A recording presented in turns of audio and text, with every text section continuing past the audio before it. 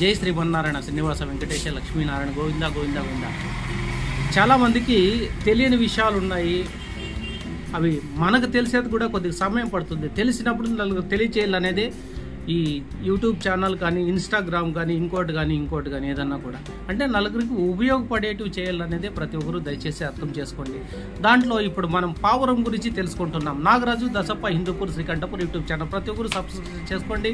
చేసుకున్న తర్వాత మీ నుంచి ఒక 10 మందికి షేర్ చేయండి. మీకు నచ్చితే మాత్రమే లైక్ చేయండి. లైకుల గురించి నేను దయచేసి ఏ రోజు కూడా చేయను. కాకుండా పోతే ఏదో ఒక విషయం నలుగురు తెలాలా, ఒక సాధ్యమైనంత మనం ఒక పద్ధతిలో పోవాలా, మన సాంప్రదాయాలు తెలుసుకోవాలనేది నా వరకు ఉన్నటువంటి విషయం. ముఖ్యమైన పాయింట్లోకి వెళ్ళిపోదాం. మనకి పావురం అనేది తెలుసు. ఆ పావురం అనేది పిల్లలు పెడుతుంది. పిల్లలు పెట్టిన తర్వాత ఆ గుడ్లు పెడుతుంది. గుడ్లు పెట్టిన తర్వాత పిల్లలు పెడుతుంది. పిల్లలు పెట్టిన తర్వాత ఆ చిన్న బిడ్డల్ని ఎలా సాకుతుంది అనేది చాలామందికి తెలియని విషయం. అదే కదా.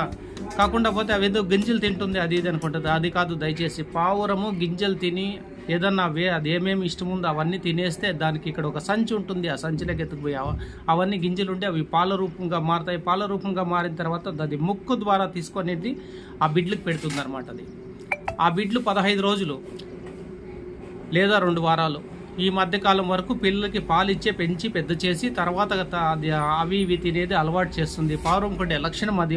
మనకుండే లక్షణం ఏది ప్రతి ఒక్కరు అర్థం చేసుకోండి. నాగరాజ్ దసప్ప హిందూపూర్ శ్రీకంఠపూర్ యూట్యూబ్ ఛానల్ ప్రతి ఒక్కరు సబ్స్క్రైబ్ చేసుకోండి. చేసుకున్న తర్వాత సాధ్యమైనంత ముందుకు తీసుకెళ్ళండి. 10 మందికి ఉపయోగపడేలా ప్రతి పనిని ఇలాగే ఉపయోగించుకోండి. మన జీవితంలో సమయం అనేది ఎంత విలువైంది, మానవ జన్మ అనేది ఎంత విలువైంది, మన సాంప్రదాయాలు ఏమిటి ప్రతి ఒక్కరు తెలుసుకోండి.